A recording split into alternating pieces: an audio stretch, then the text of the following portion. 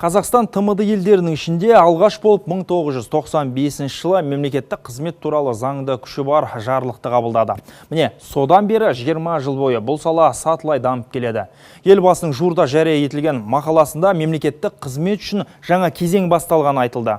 Бұл тек қана аталған бағытта ғана емес, жалпы еліміздің өсіп өркендеуіне негіз болмақшы. Жамбылдық мемлекеттік қызметшілер бұған кәміл сенеді, себебі салада осыған дейін болған өзгерістердің оң ықпалын олар сезінді. Ал мақалада көрсетілген мәселелер мемлекеттік қызметті жаңа деңгейге көтерері сөзсіз деп санайды.